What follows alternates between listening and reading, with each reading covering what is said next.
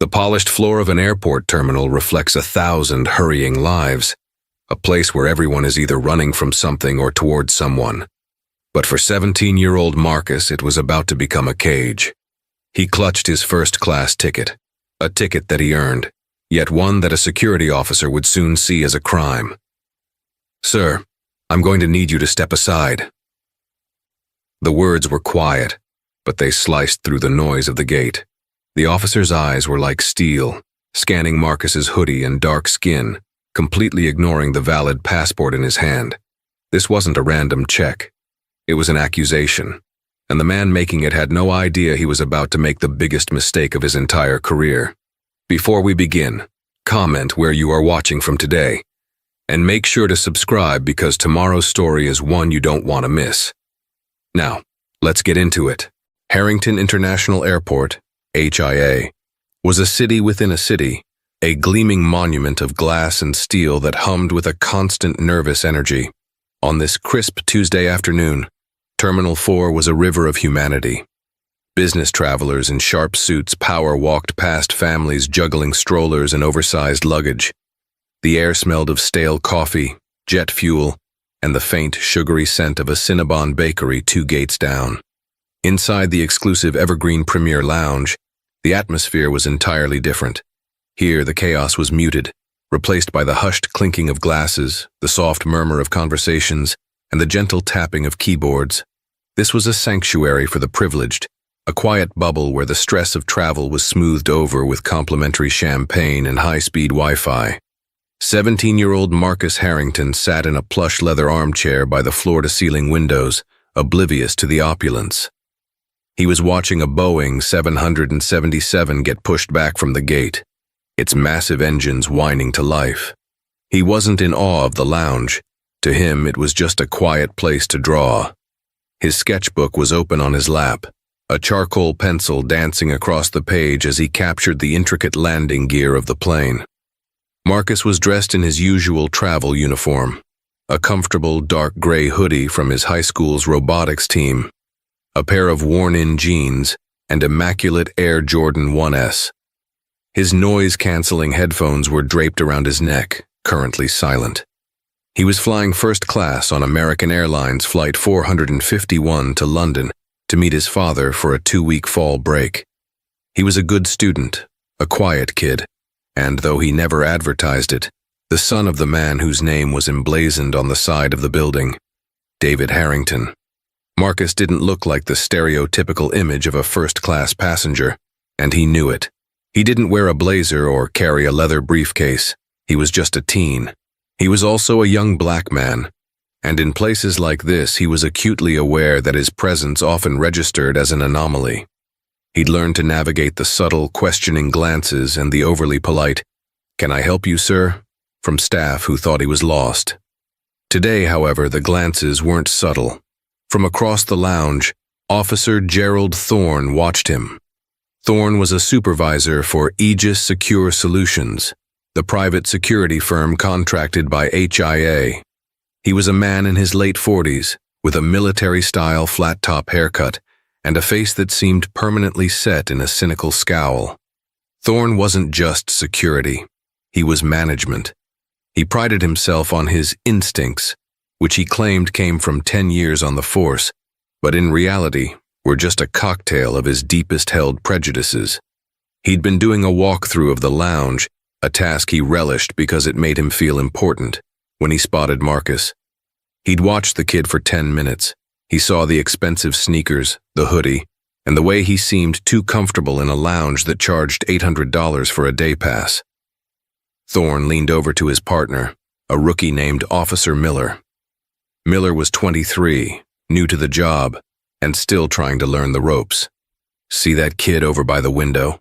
Thorne murmured, sipping his burnt coffee. Miller glanced over. "The one drawing? Yeah. Doesn't belong," Thorne stated. It wasn't a question. Miller frowned. "What do you mean? He got in, didn't he? Lounge attendants are strict. They get duped all the time," Thorne scoffed. "Look at him. Hoodie, kicks. He's probably flying coach and slipped in behind a real passenger. Or worse, he's using a stolen card to get in." Or, Miller offered cautiously, he's just a kid in first class. Thorne shot him a look that soured Miller's stomach. You've got a lot to learn, kid. That's called profiling, but not the kind they complain about. It's called proactive policing. You see something that doesn't fit the pattern, you check it out. That kid, he gestured with his chin, is a red flag. Marcus, feeling the weight of the stare, looked up from his sketchbook. He saw the two officers. One, the younger one, looked away quickly. The older one, Thorne, held his gaze. It was a look of pure, unadulterated suspicion. Marcus felt the familiar cold knot tighten in his stomach. Not today, he thought. Please, not today. He had an hour before his flight. He tried to ignore them, to lose himself back in the shading of an engine turbine. But the peace was broken.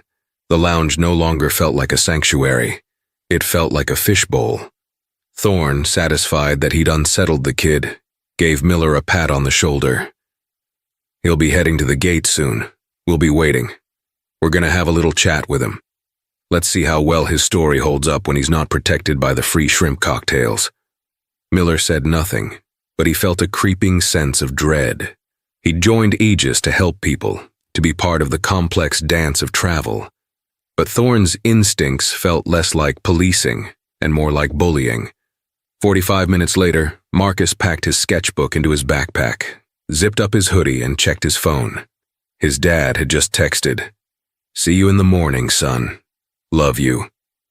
Marcus texted back, "Love you too. Boarding soon." He slung his backpack over one shoulder, grabbed his passport and boarding pass, and headed out of the lounge.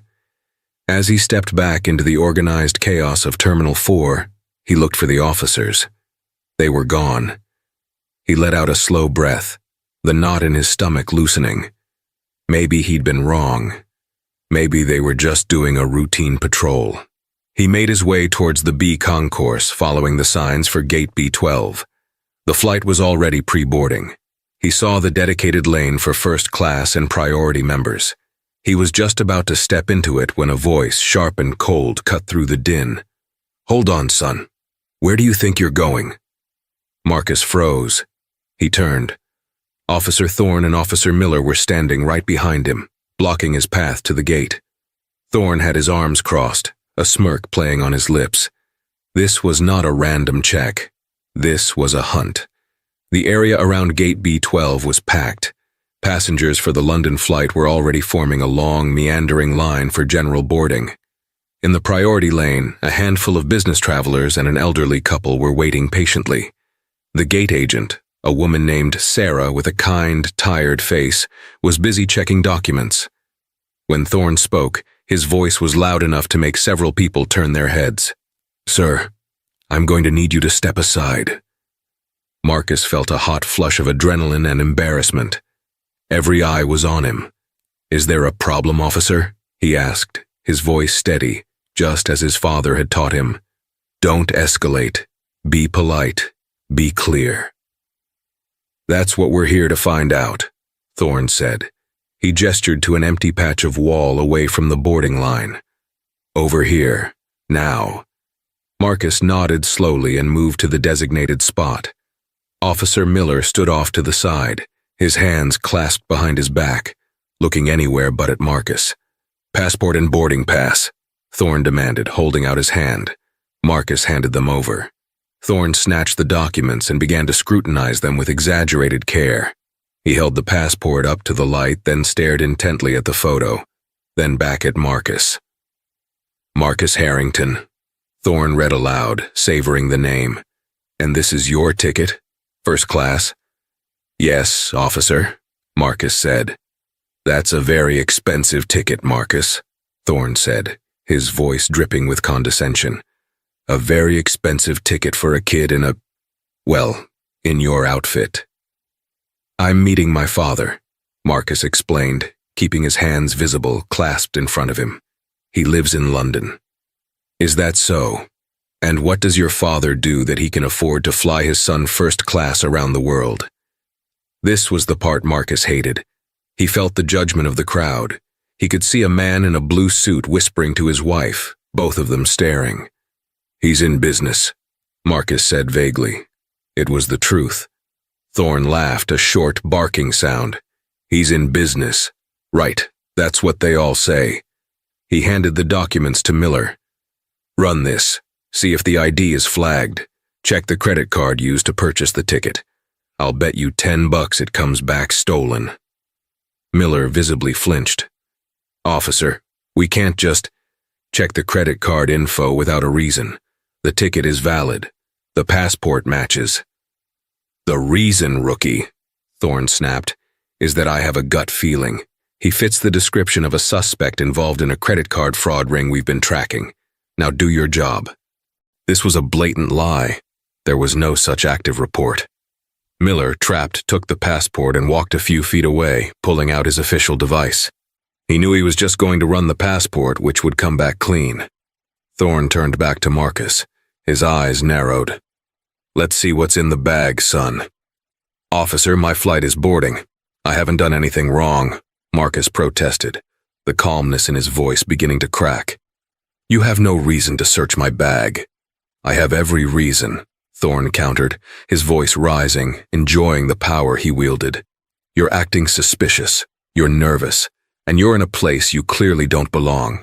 Now put the bag on the floor and open it, or I can detain you for obstructing an investigation, and you'll definitely miss your flight.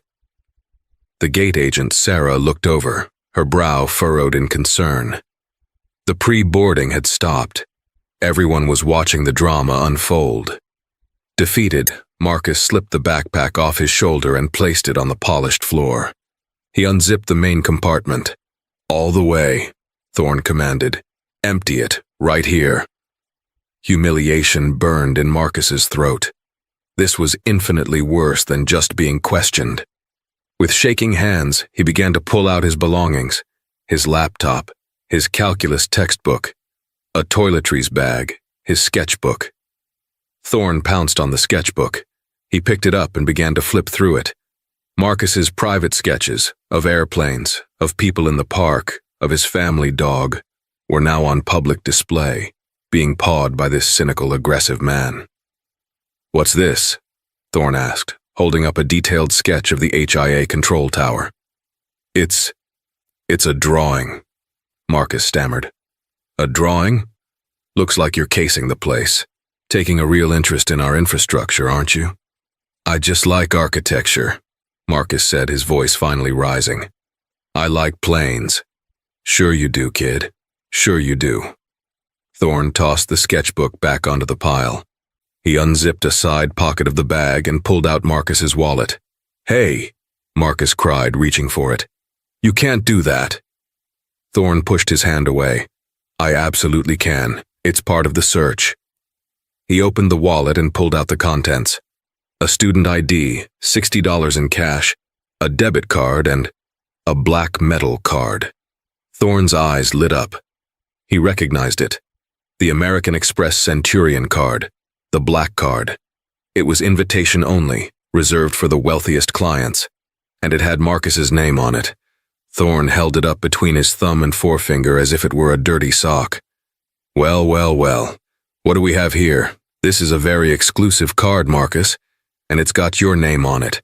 How in the world does a kid like you get a card like this? He was practically shouting now, projecting to the audience. This is exactly what I was talking about. This is high-level fraud. It's a supplementary card, Marcus said, his voice tight with fury and shame. It's on my father's account. Oh, the businessman father again. The one who's so successful but his son travels looking like he just rolled out of bed. I don't buy it. Officer, Miller interrupted, walking back over. He looked pale. The passport is valid. No flags, no warrants, he's clean. Thorne didn't even look at him. He's not clean. He's holding a Centurion card. I'm taking him in. You can't, Marcus yelled, finally breaking. I'm just trying to see my dad. You can tell your story to the port police, Thorne said, grabbing Marcus by the arm. You're detained on suspicion of credit card fraud and possible surveillance of airport property. The crowd gasped. Marcus tried to pull his arm free. Get off me. I didn't do anything. Tell it to the judge, kid, Thorne snarled, reaching for his handcuffs. The click of the handcuffs ratcheting shut was the loudest sound Marcus had ever heard. It was a sound of finality, a sound of absolute power. The cold metal bit into his wrists. "Officer Thorne, what is going on?" The voice belonged to Sarah, the gate agent. She had left her post and walked over, her face a mask of professional concern. The line for the flight was now in total chaos, with people standing on their tiptoes to see. "This is an official security matter, ma'am. Please return to your post," Thorne said, dismissing her. "That security matter is a passenger for my flight," Sarah retorted, her voice firm. "He's a minor, and you've just cuffed him in front of 200 people. You had better have a very good reason."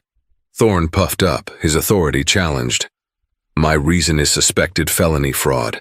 This individual is in possession of a high-level credit card, likely stolen, and was acting suspiciously. Now, back away." "He's clean, Thorne," Miller pleaded, his voice low. "The system said he's clean. Let's just talk to him. We don't need the cuffs." "You," Thorne spat at Miller, "are 2 seconds from a formal write-up for insubordination. Shut your mouth and watch my back."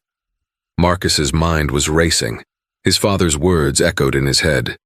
"If you are ever in real trouble, if they don't listen, you tell them who I am. You use my name.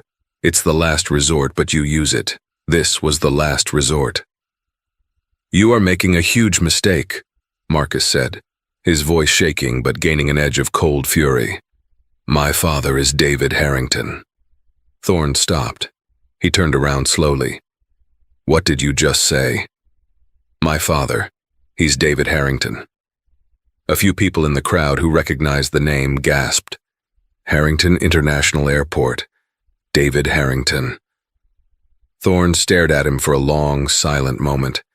Then he threw his head back and laughed.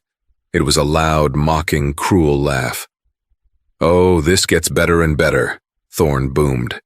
"You're David Harrington's son, the owner of this entire airport, the billionaire, and you, a kid in a hoodie with a fake ID?" "It's not fake," Marcus insisted. "Look at my ID, Marcus Harrington. The airport is Harrington International. Use your head." "A lot of people have the same last name, kid," Thorne sneered. "It's a nice try, a really nice try. You almost had me.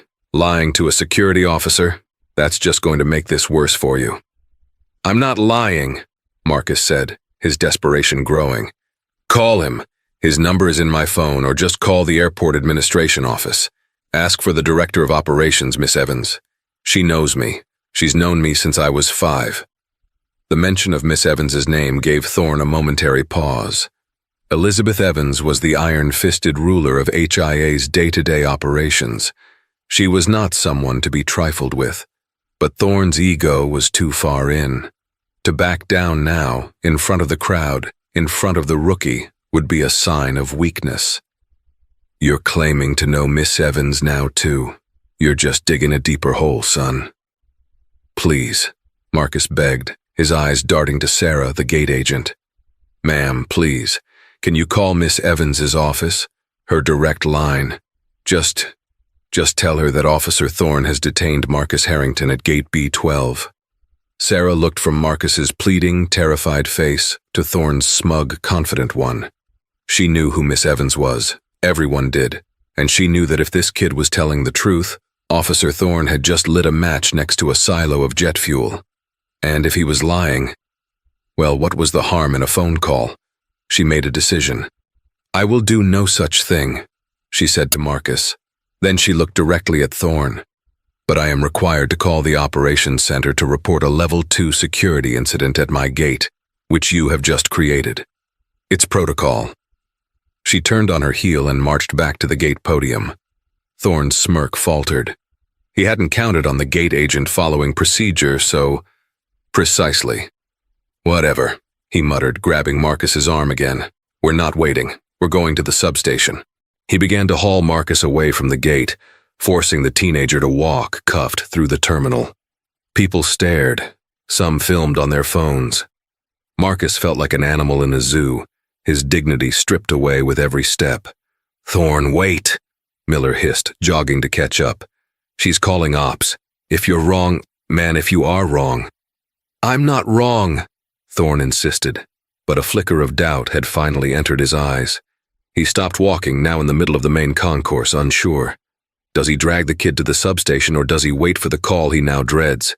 He didn't have to wait long. Officer Thorne. The voice was a whip crack. It was female, powerful, and echoed with absolute, unquestionable authority. Thorne froze. He let go of Marcus's arm. He turned around, his face visibly paling. Striding towards them, her black heels clicking like gunshots on the terrazzo floor, was Elizabeth Evans, the director of airport operations. She was flanked by 2 HIA police officers, not private security, but the real armed airport police. She was not in a good mood. Elizabeth Evans was a woman who commanded any room she entered. In her crisp black pantsuit, and with her silver hair pulled back in a tight bun, she looked more like a 4-star general than an airport administrator. Her eyes were fixed on Officer Thorne, and if looks could kill, he would have been vaporized on the spot. Director Evans, Thorne stammered, his entire demeanor shifting from predator to prey.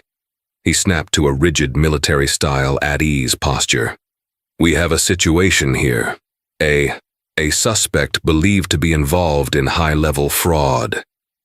Miss Evans didn't slow her pace until she was standing 1 foot away from him.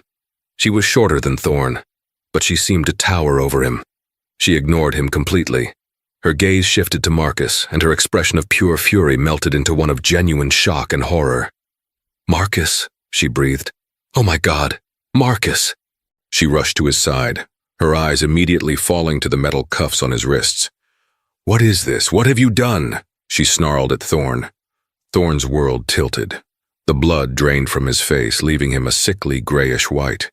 He looked at Marcus, then at Miss Evans, then back at Marcus, the impossible truth crashing down on him. You know him? Thorne whispered, his voice cracking. Know him? Miss Evans's voice was dangerously quiet. I've known him since he was in diapers. I was at the hospital the day he was born. This is Marcus Harrington, you incompetent fool. The crowd around them had swelled. Everyone was silent, watching the implosion of Officer Thorne. He said he was... Thorne sputtered. I thought he was lying. He fit the description. The hoodie, the card, He fit the description of what, officer?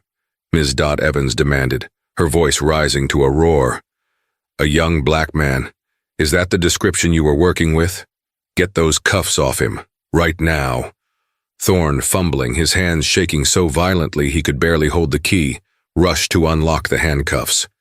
The moment they sprang open, Marcus recoiled from him, rubbing his red, chafed wrists. Miss Evans put a protective arm around Marcus's shoulder. Are you all right, Marcus? Marcus just nodded, his throat too tight to speak. He was shaking with a mixture of relief and residual rage. Officer Miller, Miss Evans snapped. The rookie, who had been standing frozen this whole time, jumped. Ma'am, gather Mr. Harrington's belongings, every last item. Check the floor. Make sure you have everything. Bring it to me. Yes, ma'am. Miller scrambled to the pile of Marcus's life, scattered on the floor by the gate. He carefully repacked the laptop, the textbook, and the precious sketchbook. Miss Evans turned her full, undivided attention back to Thorne. He looked like he was about to be physically sick.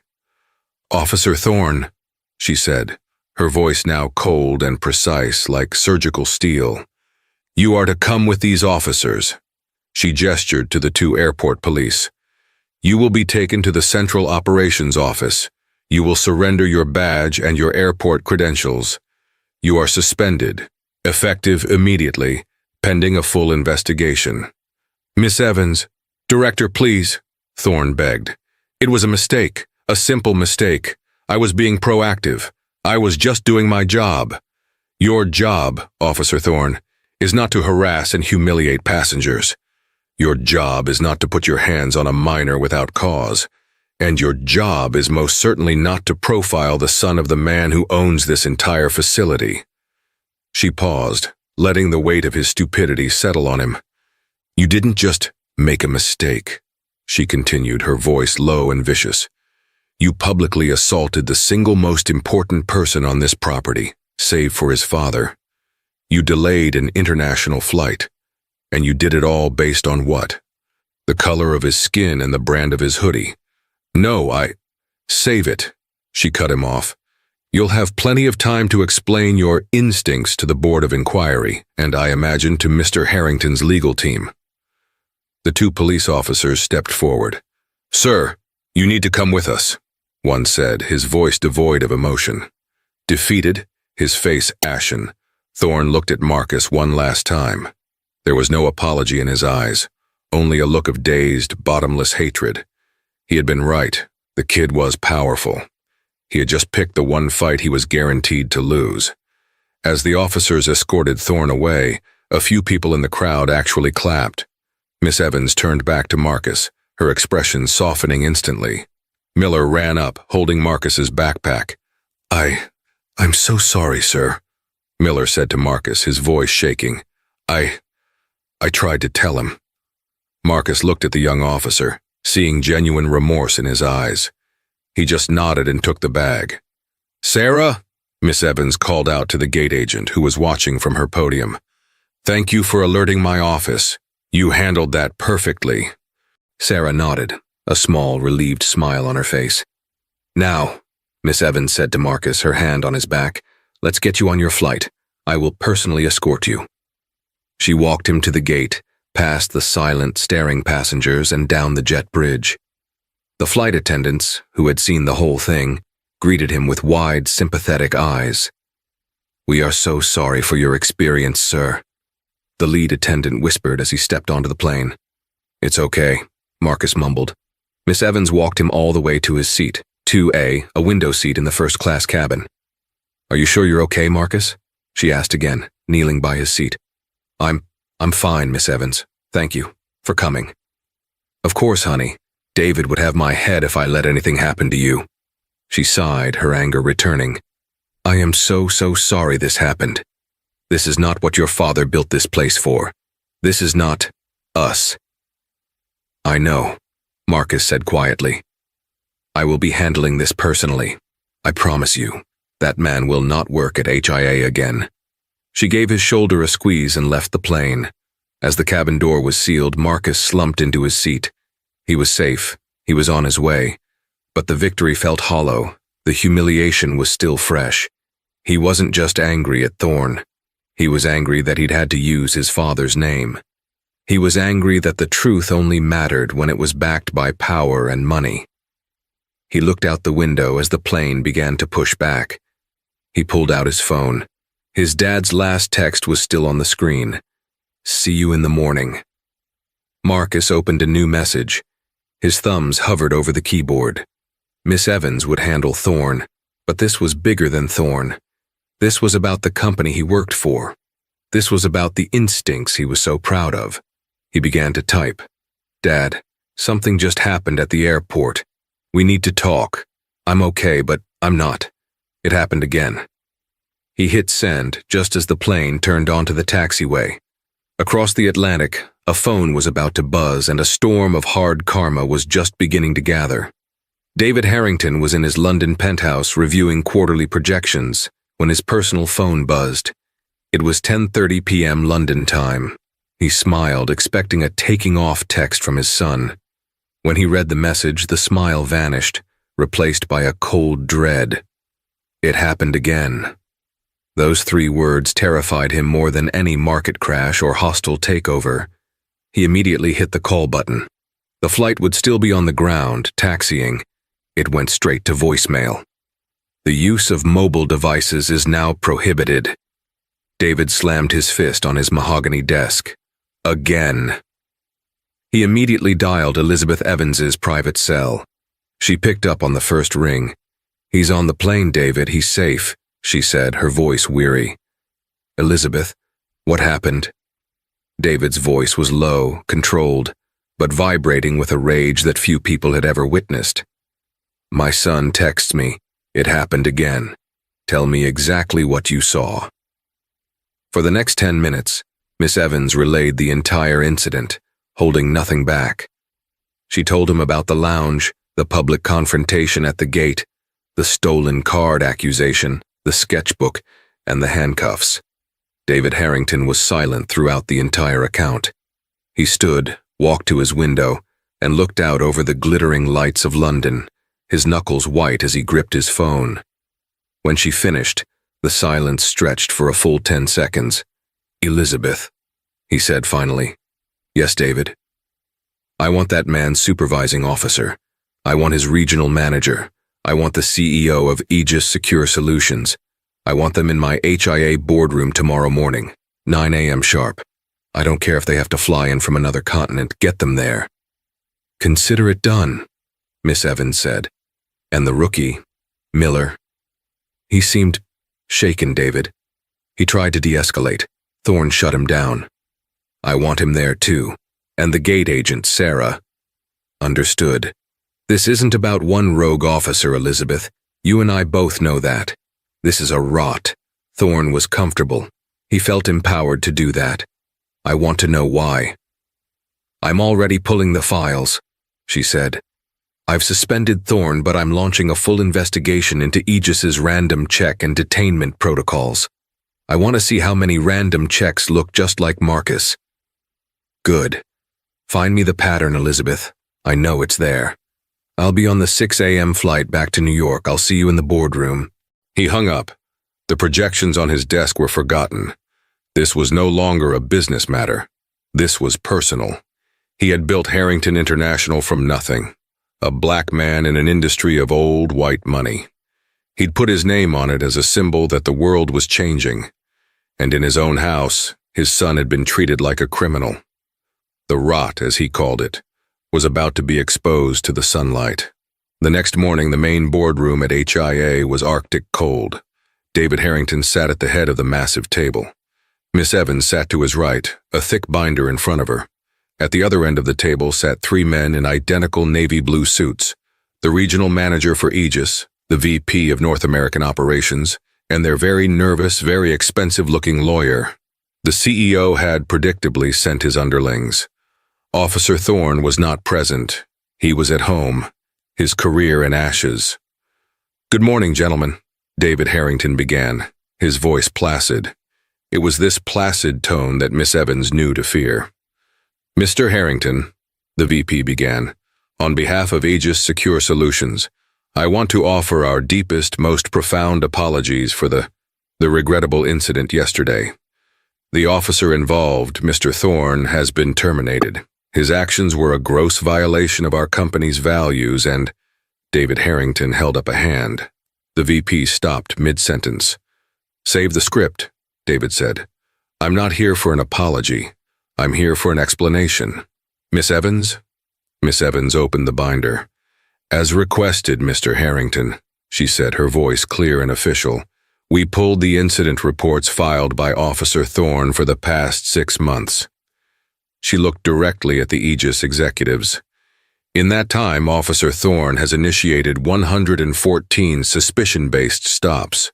Of those 114 stops, 102 of them involved male passengers of color. 98 of those were under the age of 30. 0 resulted in an arrest or the discovery of any crime." The lawyer shifted in his seat. The VP's face was stone. "Your officer," David Harrington said, leaning forward, "wasn't being proactive. He was hunting.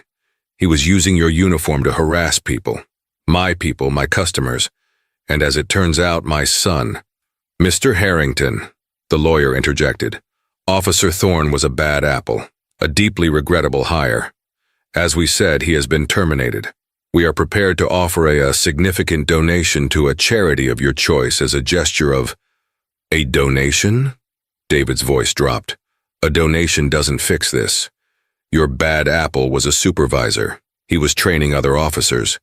Tell me," he looked at the VP, "what exactly is in your training manual about identifying suspicious individuals?" We use standard industry behavioral detection techniques," the VP stammered. "Like wearing a hoodie?" David shot back. "Like having expensive sneakers? Like a young black kid sitting in a first-class lounge? Is that in the manual? Of course not. We We have a zero-tolerance policy for profiling. Your zero-tolerance policy, Miss Evans cut in, is failing. She pushed a copy of the binder down the table. This isn't just Thorne. We did a spot check of 5 other supervisors. The numbers are similar, if less egregious. Your company culture encourages this. It's a systemic rot. The room was silent. The Aegis team knew this was not a negotiation. It was a verdict. David Harrington stood up. HIA is a $20 billion asset. Our brand, my name, is built on trust, safety, and excellence. Your company has violated that trust. You have endangered our passengers, and you have put my family at risk. He walked to the window, looking out over the tarmac, the kingdom he had built. So, here's what's going to happen. As of midnight tonight, your contract with Harrington International Airport is terminated. The VP shot out of his chair. Mr. Harrington, please, that's a $40 million contract. We have 800 employees here. You can't, we have a clause. You have a gross negligence clause in your contract, David said, turning back to him. And I have a binder full of it. You have 30 days to remove all your personnel and equipment from my property. We will be transitioning to a new in-house security force, supplemented by the HIA police. David, this is a massive overreaction, the VP pleaded. An overreaction? David's voice finally cracked with the suppressed fury of a father. My son was handcuffed. My 17-year-old son was put in handcuffs in the middle of a terminal for the crime of existing while black. You call this an overreaction? I call it a correction. Get out of my boardroom. The Aegis team was stunned into silence. Their careers, their company's largest East Coast contract, all gone, evaporated in an instant. And one more thing, David said as they numbly gathered their briefcases. Your lawyer will be hearing from my lawyer about the emotional distress and public humiliation inflicted on my minor son. We're not settling for a donation. I'm going to own a piece of your company by the time this is done. They fled the room. The karma for Officer Thorne was swift and brutal. He was fired, but it was the way he was fired that sealed his fate. He was terminated for cause, due to gross negligence and violation of company anti-discrimination policies. This meant he was ineligible for severance. When Aegis Secure Solutions lost the HIA contract, a story that hit the aviation trade publications within hours, Thorne's name was inextricably linked to the scandal. He was the bad apple the company publicly blamed for the $40 million catastrophe. He was blacklisted. No other major security firm would touch him. He tried applying for a job as a mall cop and was rejected. Within 6 months, the man who had wielded so much power was working a graveyard shift as a night watchman at a self-storage facility in a bad part of town. His instincts were now useless, but the hard karma didn't stop with Thorne. It rippled outwards, as all true consequences do. Aegis Secure Solutions was devastated. The loss of the HIA contract triggered a clause in their agreements with 2 other major airports, who launched their own audits. The rot Miss Evans had found was not unique to HIA. The company's stock plummeted. The CEO who had sent his underlings to the meeting was fired by the board. The company was forced to completely overhaul its training programs from the ground up, bringing in bias awareness experts and civil rights leaders in a desperate public attempt to save their brand. The price of Thorne's prejudice was calculated in the hundreds of millions. For Officer Miller, the rookie, the outcome was starkly different. 2 days after the incident, he was called into Miss Evans's office. He walked in, terrified he was being fired as well. Instead, David Harrington was there along with Miss Evans. Mr. Miller, David said, gesturing for him to sit. Sir, ma'am, I just want to say again how sorry I am for what happened. I should have done more. You did what you could in an impossible situation, David said. You tried to de-escalate. You spoke the truth. That's more than most do. We are building a new in-house security division for HIA, Miss Evans explained. It's going to be a gold standard program, focusing on customer service and de-escalation, not just enforcement. We're calling it the Harrington Hospitality and Safety Division. "We'd like you to be one of its first members," David said. "We need people like you, who have a conscience, not just instincts. We're also promoting you to training supervisor. We want you to help teach the new recruits what not to do. We want you to share your story of what you saw." Miller was speechless. He had been offered a promotion, a raise, and a key role in building the very thing that would replace the toxic system he'd been a part of. He accepted, his voice thick with emotion. And then there was Sarah, the gate agent. She was called to the boardroom and personally thanked by David Harrington. He gave her a check for a $10,000 bonus for upholding the values of this airport under pressure. But more than that, he made her a simple promise. "As long as you want to work here, you will always have a job at Harrington International." Sarah, a single mother who had been worried about her job for challenging Thorne, wept with relief. The final piece of the puzzle fell into place when Marcus returned from London. His father met him at the gate. This time, there were no security officers, just his dad. They hugged for a long time. "I'm sorry, Dad," Marcus said. "I'm sorry I had to use your name." David pulled back, his hands on his son's shoulders. "Don't you ever apologize for that. Ever. You did nothing wrong. The system I built failed you, and I am sorry for that, but I'm fixing it." He told Marcus everything.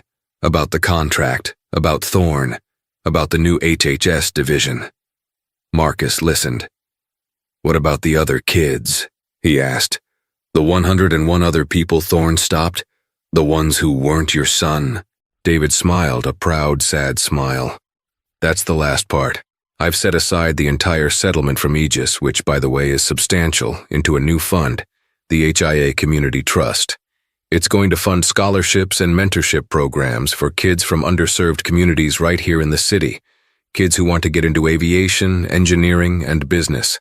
We're going to use the money from the problem to build the solution." Marcus felt the tightness in his chest, the anger and humiliation that had lived there for 2 weeks, finally begin to dissolve. It wasn't just revenge, it was justice. It was hard karma that didn't just punish the guilty, but also lifted up the innocent. He looked around the terminal.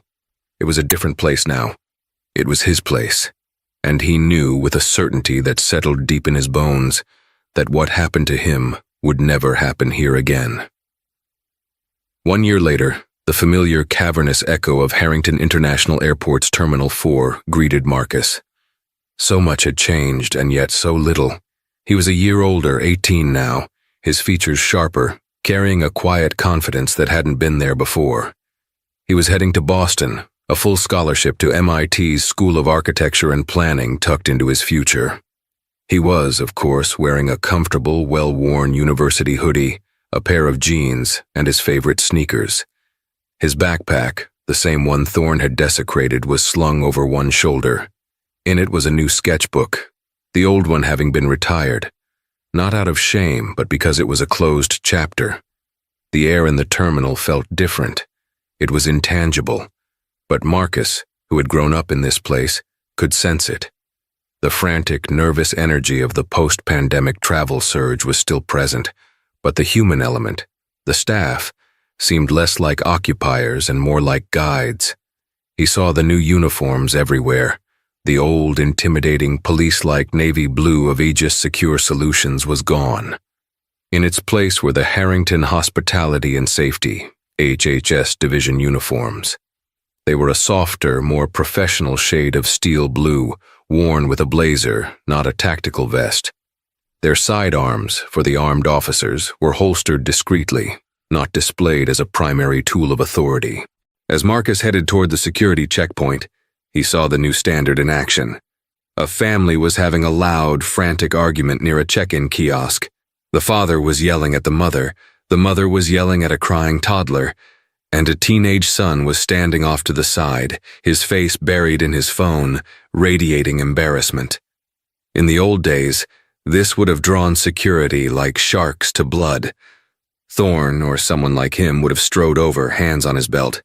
"You're causing a disturbance. Quiet down or I'll have you removed." Instead, Marcus watched as 2 HHS agents approached, a man and a woman. They didn't march, they walked. They didn't surround the family. They approached from the side. "Folks, it looks like you're having a rough start to your trip," the female agent said, her voice audible only to them, yet carrying a calm authority. She knelt, putting herself on the toddler's level. "Hey there. Big day, huh? Traveling is tough." She produced a small winged HIA junior pilot pin from her pocket and offered it to the child, who quieted, his eyes wide. The male agent addressed the father, who looked ready to pop. "Sir, I see you're flying to Orlando. That's a busy one. Is the kiosk giving you trouble? Let's see if we can help. My partner here," he nodded to the woman, "can show your family to the children's play area just over there while we get these bags sorted. No sense in all of you suffering through this line." The father, disarmed by the offer of help instead of a threat, deflated. Yeah, it's not scanning the bag tag, it's frustrating." "I get it," the agent said, his eyes kind. "Let's take a look. We'll have you on your way in 5 minutes." Marcus watched them diffuse the entire situation, not with intimidation, but with empathy and logistics. The hospitality part of the name, he realized, wasn't just a marketing gimmick. It was the primary directive. He continued to the TSA checkpoint. This was the first hurdle, the place where his heart, despite himself, still gave a small, painful kick. He lined his bins up, laptop out, toiletries in a clear bag, shoes off. He walked through the scanner. Beep. He froze. The old panic, cold and acidic, flashed in his stomach. He saw a TSA agent, a new one, gesture him aside. "Sir, just going to need you to step over here for a moment," the agent said, his voice flat, neutral. Marcus stepped over, his hands instinctively rising, palms out. The agent, a middle-aged man with a tired face, looked at his hands and then at his face, and his expression softened. "It's okay, son," he said. "You're not in trouble. You just left your belt on. We'll do a quick pat-down and you'll be on your way. No big deal." A second agent, as per protocol, came over. "This will just be a standard check, sir. I'll be using the back of my hands." The process was professional, quick, and devoid of the personal, invasive suspicion Marcus remembered. It was a procedure, not a punishment. "You're all set, Mr. Harrington," the first agent said, reading his name from his boarding pass. "Have a great flight to Boston. Heard the weather's nice up there." Marcus nodded, his throat tight. "Thank you." He collected his belongings, his hands shaking slightly. He hadn't realized how much he'd been bracing for a fight. He sat on a bench to put his shoes back on, taking a deep breath. It was over. It was fine. He was fine. As he was tying his laces, a familiar voice cut through the din. "And that's why we listen first. You have 2 ears and 1 mouth for a reason. An angry passenger isn't an enemy. They're a customer who is having a bad day. Our job is to make it better, not worse. If you can't make it better, you make it safer. That's the job. Hospitality, then safety. In that order." Marcus looked up. Standing not 20 feet away was Officer Miller. Except he wasn't officer anymore. His name badge read Daniel Miller, HHS Training Manager. He was speaking to a group of 5 new recruits, all of them watching him with rapt attention. Miller looked different. The haunted, nervous energy was gone. He stood taller. His uniform was immaculate. He looked like a man who had found his purpose. "Look," Miller continued, "you're going to see all kinds of people. You're going to see billionaires in ripped jeans, and you're going to see regular folks who saved for a year for 1 vacation. You are not paid to be a mind reader. You are not paid to judge. You are paid to observe behavior, not people. Is that clear? You see a suspicious action, you report it. You see a person who you think doesn't belong, you keep walking. That's the old way. That's the Aegis way. That's the way that got an 800-person contract canceled. We are the new standard. We are HIA. Don't you forget it." He saw one of his recruits glance over at Marcus, who was unabashedly listening. Miller followed the recruit's gaze, and his eyes met Marcus's. A year of history passed between them in a single second. Miller's face didn't break its professional mask, but his eyes softened. He gave a single respectful nod. It was a nod that said, "Thank you." I'm sorry. Look at what we built. Marcus nodded back, a gesture of acknowledgement. I see you. Keep going. Miller turned back to his trainees. All right, let's walk the concourse. Marcus shouldered his backpack and headed for the Evergreen Premier Lounge. This would be the real test. He walked up to the polished desk, the same one he'd walked past a year ago, the spot where Thorne had first laid eyes on him. A new attendant, a sharp woman in her 30s, looked up and smiled. Good morning, sir. Welcome. Hi, Marcus said. He placed his passport and boarding pass on the counter. The attendant scanned his pass. Thank you, Mr. Harrington. Your flight to Boston is boarding in about 45 minutes from gate B9, just a few steps from here. The Wi-Fi password is on the card. Can I get you anything to drink? Just a water, thank you, Marcus said. My pleasure. Enjoy the lounge. And that was it. No second glance at his hoodie. No look of surprise at his name. No veiled suspicion. He was just a passenger, a customer. He was Mr. Harrington. He took his water and walked to the back of the lounge to the floor-to-ceiling windows. His old seat was open. He sat down, the plush leather sighing under him. He looked out at the familiar ballet of 777 S&A 380S. He pulled out his sketchbook. He didn't open it to a blank page. He opened it to his current project. It was no longer just sketches of landing gear or control towers. It was a full-blown architectural design. On the page, in meticulous detailed charcoal and graphite, was his proposal for HIA's new Terminal 5. He'd been working on it for 6 months, an unsolicited project he planned to present to his father and Miss Evans as his college thesis. It was different.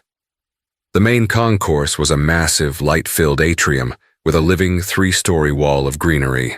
The security checkpoint wasn't a series of cramped, stressful cattle chutes. He designed it as a wide, open sorting garden, where lines were organized by curving, gentle barriers and soft, ambient lighting. The design was meant to lower anxiety, not heighten it. He'd designed sensory rooms past security for neurodivergent travelers or anyone feeling overwhelmed. He was so lost in his work, in the shading of a vaulted skylight, that he almost missed the commotion. It started as a low, angry voice, then escalated. This is unacceptable. I am a Diamond Medallion member, and this child is telling me I can't have a better seat. Marcus looked up. 2 rows over, a man in a crisp $1,000 suit was standing over a young lounge attendant. The man was red-faced, jabbing his finger at the attendant. Sir, the young attendant said, his voice trembling but firm. As I explained, the gate controls the seating chart now. I cannot move you from a middle seat to a window. I have offered you a complimentary premium drink voucher for the... A drink voucher? The man boomed, and now the entire lounge was staring. Do you know who I am? I'm a senior partner at Sullivan & Cromwell. I spend more on airfare in a month than you make in a year. Get me your manager. Marcus felt his heart begin to pound. It was a different kind of profiling, but it was the same abuse of power. He watched, his pencil frozen over the page. The lounge supervisor, the same woman who had checked Marcus in, walked over. Sir, I am the manager. What seems to be the problem? The man from Sullivan & Cromwell launched into his tirade, pointing at the attendant, insulting his intelligence and demanding he be fired. The supervisor listened. She did not interrupt. She just waited, her face a mask of calm professionalism.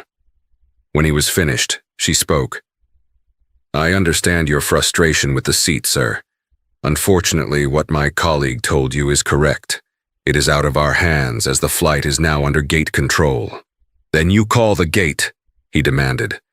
I can, she said, her voice dropping. But what I cannot do is allow you to berate my staff.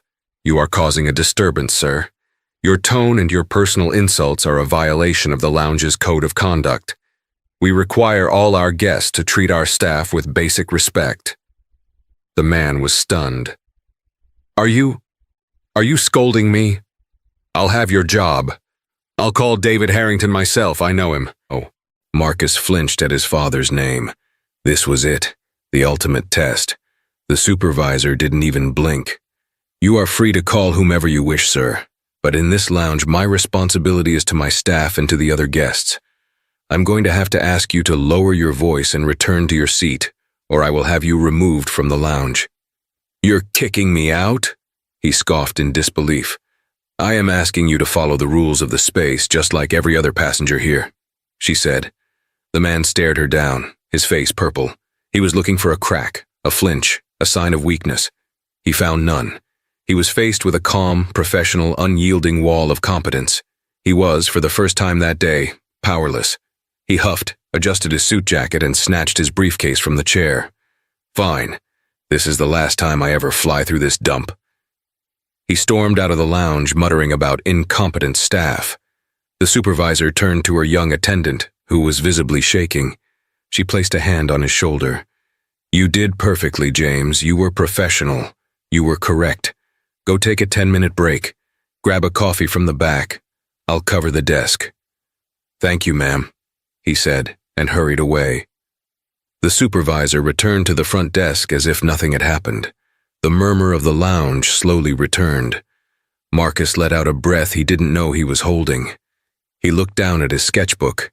His father's name had been used as a threat, and the system held. The supervisor hadn't backed down. She hadn't cringed. She had protected her staff and enforced the behavioral standard, not the status standard. He, Marcus Harrington, the owner's son in a hoodie, was treated with respect.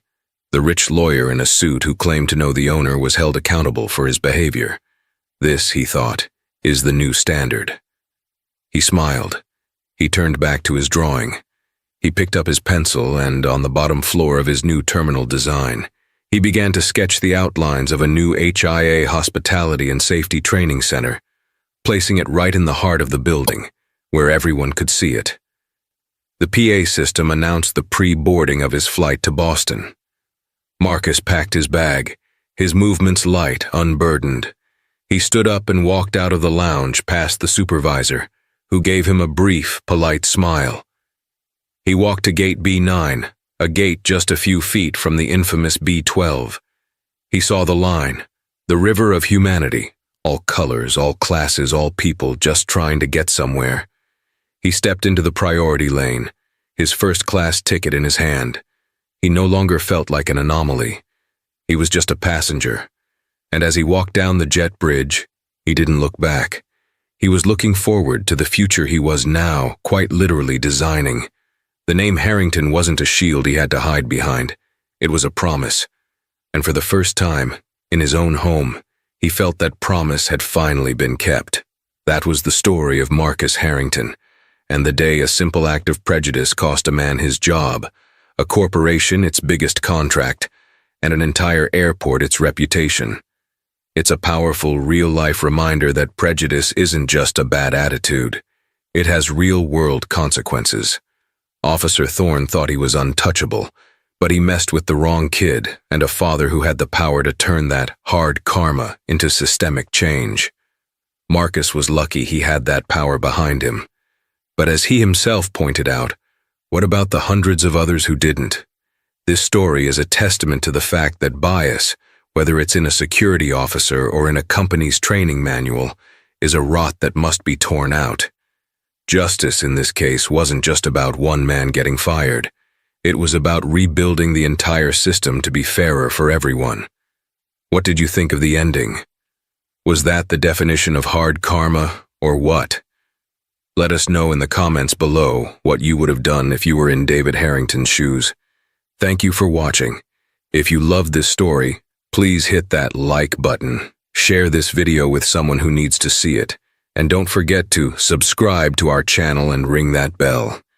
That way you'll never miss another story of justice and karma served cold. We'll see you in the next one.